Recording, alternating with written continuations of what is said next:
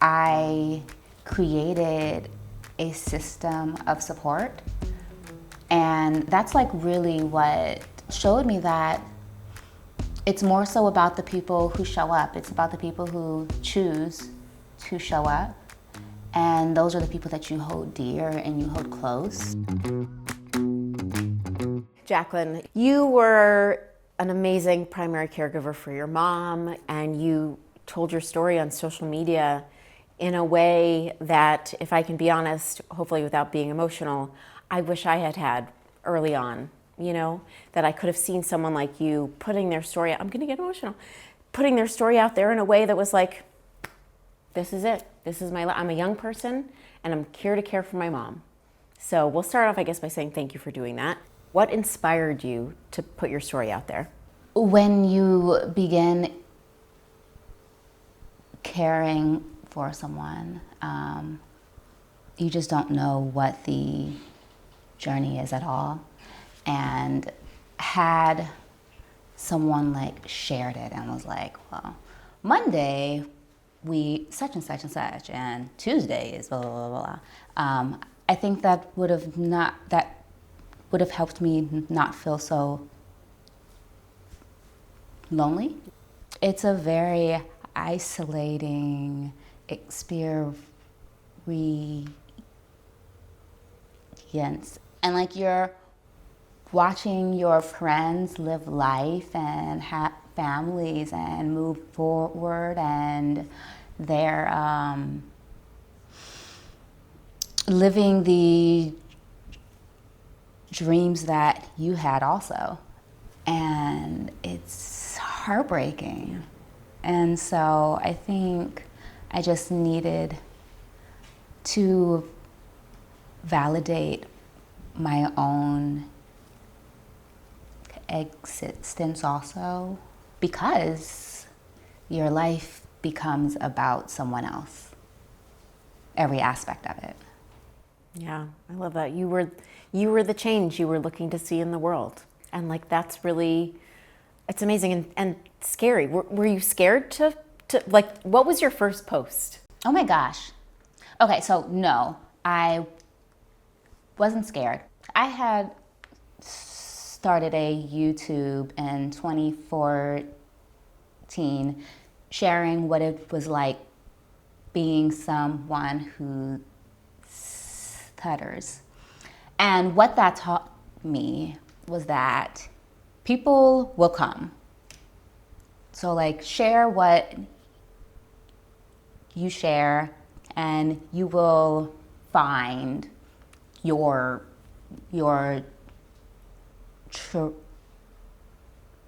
tribe. My mom was like beautiful and so sweet, and I was just like, you guys are gonna fall in love with her. And so it was actually not that hard, because it was like her on camera and not me. And I was just sort of like, look at my sweet, beautiful mom. Right. We're eating.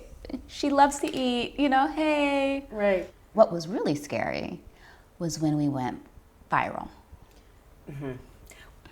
With the first, or how many posts, like what was the first big viral thing? The first big viral thing, it was a sweet video. She was in the living room and she was looking at a photo, and it was a photo of me as a child and her. And she pointed at herself and she said, "That's me." Then she pointed at me and said, "That's my mommy." And I know, and I was like, she was pointing at me as a child, and she like understood the concept that I'm the one caring for her now. And like the words made sense for her, and then they made sense for me also. And that one was like millions.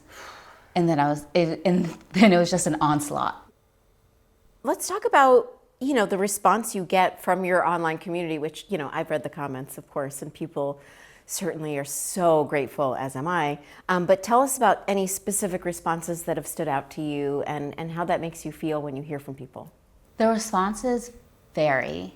I always love when I hear from people, but I think some of my favorites are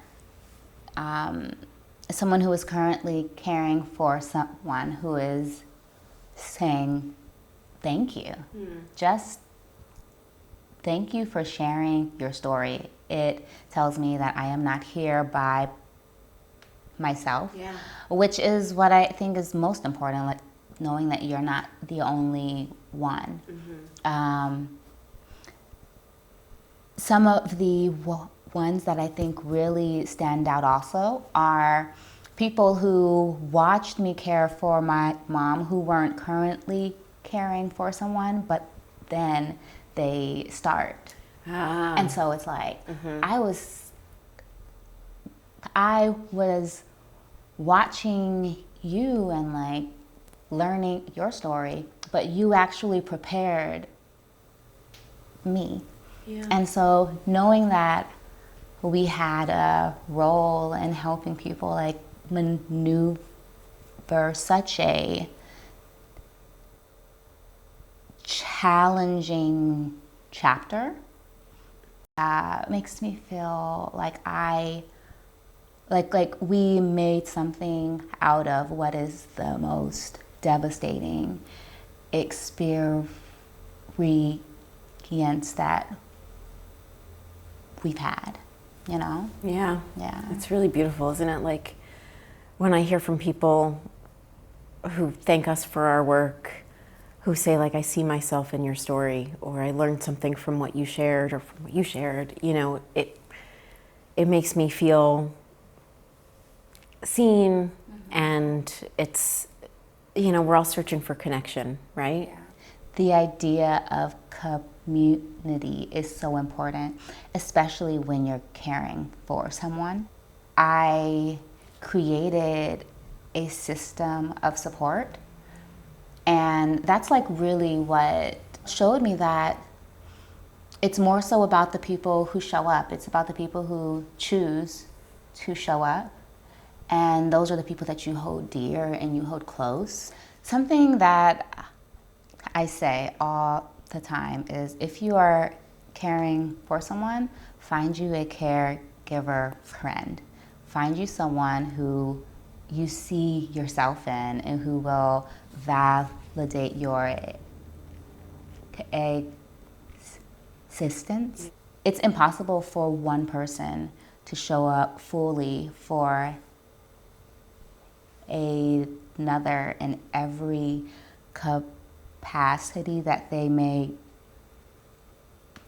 need. And I deeply value the people who chose to show up.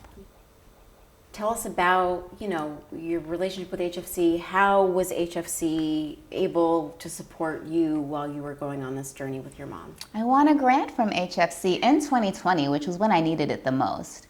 It was perfect. They sent a caregiver to my home. She did my mom's hair. And we're Black, obviously. What? Who knew? And she did individual braids, which takes a long time. Is a hairstyle that is like a 6-7 hour, right. Sort of. And then when you're doing it on someone who has Alzheimer's, who might not be able to just sit still, right. Or who just, And it was a task, but the way my mom felt when she had her hair done, she was swinging it around, swooping, like it, you could tell that it impacted her. Yeah. And so to have someone sent to the home who like understood us in a cultural way and could also, like feed my mom in that way. It makes me smile because you couldn't tell her anything. She was like, oh, I am that girl now.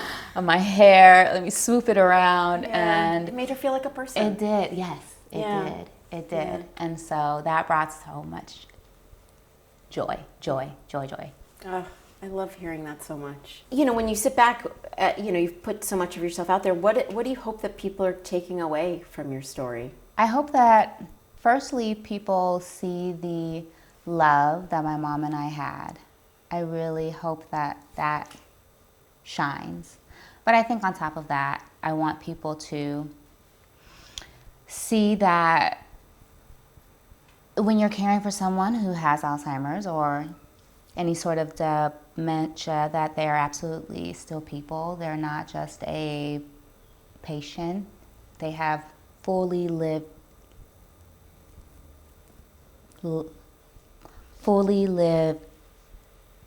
lives. I want us to learn to value humans in every facet. I want us to learn to not fear that life will come to an end at some point. And if we don't fear that, then we can live more fully. There's a lot that I want people to take from it. Yeah, all that's so beautiful. And I'm curious for you, what are your sources of strength? How, in those dark moments, how did you find the strength to be like, I'm going to keep showing up for my mom, I'm going to keep showing up for my followers? Yeah, I would say that if you have a little bit of hope, I think that's really all it takes. A little bit of hope, and then you build on that every second. and that is how I continued waking up. But what keeps me hopeful now is that knowing that the depth of the pain that I feel, I can also feel the equal to that in joy. I just have to keep looking for it. Yeah. If you had to describe HFC in one word. HFC in one word would be reaffirming. It lets you know that, like, what you're doing is important, what you're doing is needed, you're valued, and we are here to support you.